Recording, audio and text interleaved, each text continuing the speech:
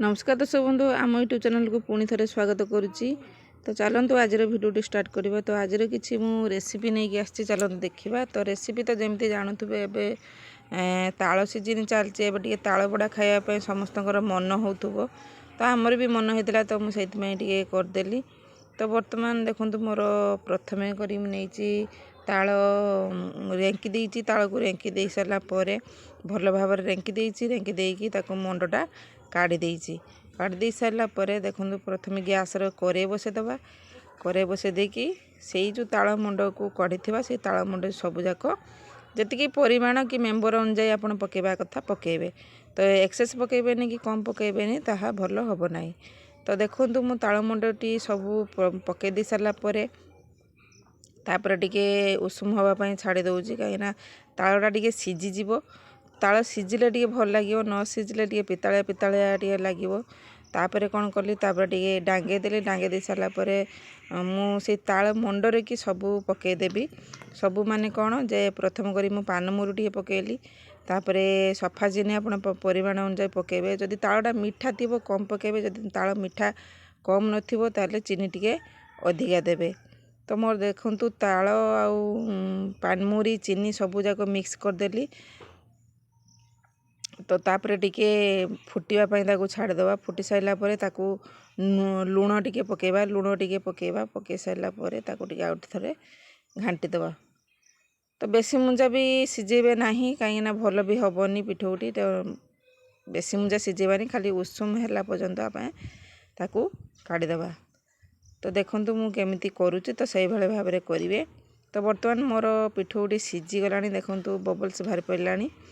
तो तापर मु कौन करमी ना आपण मैंने जो थे चाहिए करें चाउल गुंड हो बा सुजी हो बा मैदार हो जो थे चाहिए आपण मैंने ताल काकरा तैयारी करें। तो चलतु देखिए मोर ताल मंडटी हो आसलानी। तो मुझे अल्प अल्प करी किसी मैदा नौ कहीं चाउल गुंड मोर ना मु मैदार तैयारी करी एटा। तो अल्प अल्प करी मैदा किसी नौ। तो ये भाव में ने अल्प अल्प ने घाटे घाटी गलापर सीझी गलापर देखो भल भाव में मिक्स करेंगे ना मुंडा मुंडा हो। तो भल भाव में मिक्स करदे।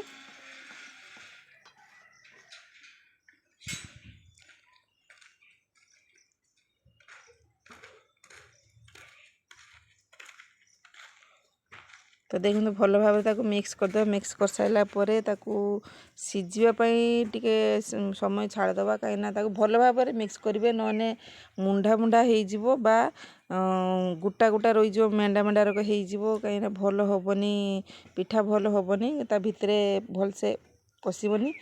तो भल भाव में घाटिकी टे सीझापी छाड़देवा। तो देखो बेसी पानिया करें कि बेसी गाढ़ करें ना गाढ़ कले टाण पिठा हो आउ पानिया कले पूरा नरम हो उठब ना छिड़ीज। तो मु घाटी सारापर टे ढांकुणी दे दी सीझापी। तो ढांकुणी दे देखो पूरा हो गला मोर बर्तमान ताल खड़ीटी पूरा प्रस्तुत हो गला। तो मु गोटे थालिया को काढ़ीदेवी प्लेट को बा थालिया को काढ़ीदेवी चाहिए आपण मैंने कदली पत्र पकईकी काढ़ी पारे। तो मु थालिया को काढ़ी सारी ठंडा हाँपाई छाड़ देती टे ठंडा हो सारा ये भल भाव में चकुटी जीव कहीं ततला ततला हो हाथ पड़ज। तो सेमती किसी करें। तो टिके ठंडा हाँपाई छाड़देवे 2 मिनिट पर आपड़ टे तेल हाथ हो रिफाइन तेल हाथ हो। तो हाथ हो सारापर आपड़ भल भाव में एटा चकुटापी किसी अटा दरकार ना सी आपे आपे गोल गोल हो पूरा को किसी आवश्यक पड़ोनी। तो देखो मोर केते सुंदर भाव में हो। तो आपण मैंने चाहिए एमती भी प्रेस करें माने कौन थालिया रे रखिकी प्रेस करें एमती छोट छोट गोल कर देकी सही थालिया रे कि चापी देबे बा प्रेस करदेवे। तो सही थालिया रे कि भी हो तेल मालिश करदे हो नचे चाहिए। तो आपण मानकर जदि एमती समय नष्ट टिके जीवो कहीं अधिक समय जीव।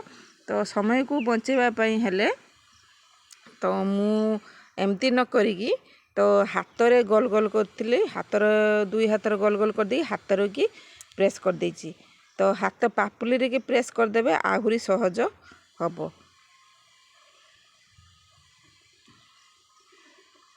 ତେଲ ହାତ ଟିକେ ହେଇଯାଇଛି, ତ ତେଲ ହାତ ଟିକେ ହେବେ, ନହେଲେ ପୁରା ଲାଗିଯିବ ପାପୁଲିର କି ଲାଗିଯିବ। ତ ଏମିତି ସାଇଜ୍ରେ ଦେଖନ୍ତୁ କରିଦେବେ, ହାତ 2 ହାତରେ କରିଦେବେ। ତ ସାଙ୍ଗେ ସାଙ୍ଗେ ଏଇଟା ଇନଷ୍ଟାଣ୍ଟ ହେଇଯିବ, କାହିଁକିନା ସେଟା ପାଇଁ ଟିକେ ଲେଟ୍ ହେବ, ତ ଏଇଟା ଟିକେ ସହଜ ହେବ ଆପଣମାନଙ୍କୁ। ତ ହାତରେ ଚେପ୍ଟା କରିଦେବେ। ତ ଏଇଭଳି ଭାବରେ ସବୁ ଯାକ ଗୋଲ ଗୋଲ କରିକି ମାନେ ଚକୁଡ଼ିବା ପାଇଁ ଦେଖନ୍ତୁ ପଡ଼ୁନାହିଁ। ତ ମୁଁ ସାଙ୍ଗେ ସାଙ୍ଗେ ଖଳିରୁ କାଢ଼ୁଛି, ଗୋଲ ଗୋଲ କରୁଛି, ଆଉ ହାତରେ ପ୍ରେସ୍ କରିଦେଉଛି। ତ ସାଙ୍ଗେ ସାଙ୍ଗେ ମୋର କେତେ ସୁନ୍ଦର ଭାବରେ ଗୋଲ ଗୋଲ ହେଇଯାଉଛି ଦେଖନ୍ତୁ।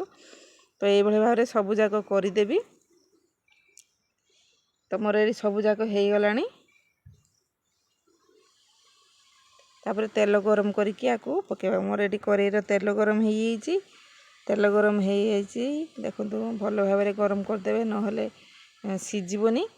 ତ ଆଉ କିଛି ଗୁଲା ଥିଲା, ମୁଁ ଆପଣମାନଙ୍କୁ ଏମିତି କରିକି ଦେଖୁଛି। ତ ଏଇଭଳି ଭାବରେ କରିବେ ଆଉ ଚେପ୍ଟା କରିବେ।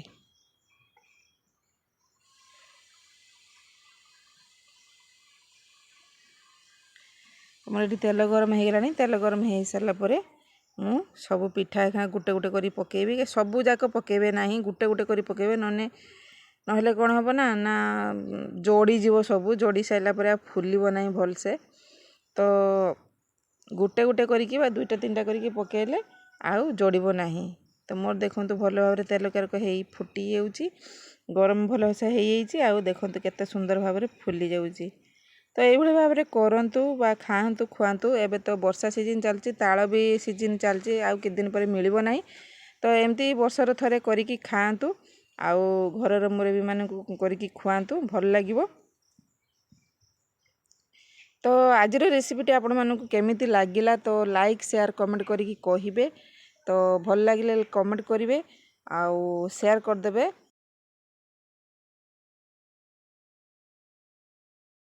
ମୋର ପିଠାକୁ ମୁଁ ପକାଇ ଦେଇ ସାରିଲିଣି, ହେଇ ଆସିଲାଣି ସବୁ। ତ ଏଇଭଳି ଭାବରେ କରନ୍ତୁ। ତେଲ ଟିକେ ଗରମ କରିବା ପାଇଁ ଛାଡ଼ିଦେବେ। ତ ଗରମ ନ କଲେ କ'ଣ ହେବ ନା ପିଠାଟି ସିଝିବନି। ତ ଏଇଭଳି ଭାବରେ କରନ୍ତୁ, ଖାଆନ୍ତୁ, ଖୁଆନ୍ତୁ। ଆଜିର ଭିଡ଼ିଓଟି ଆପଣମାନଙ୍କୁ କେମିତି ଲାଗିଲା ଲାଇକ୍ କମେଣ୍ଟ କରିକି କହିବେ, ନିହାତି କହିବେ। ତ ପୁଣି ଦେଖା ହେବ ନେକ୍ସଟ ଭିଡ଼ିଓରେ। ତ ମୁଁ ଏଠି ଦେଖନ୍ତୁ ଥାଳିକୁ ସର୍ଭ କରିଦେଇଛି। ତ ଭଲ ଭାବରେ ମୋର ହେଇଗଲାଣି।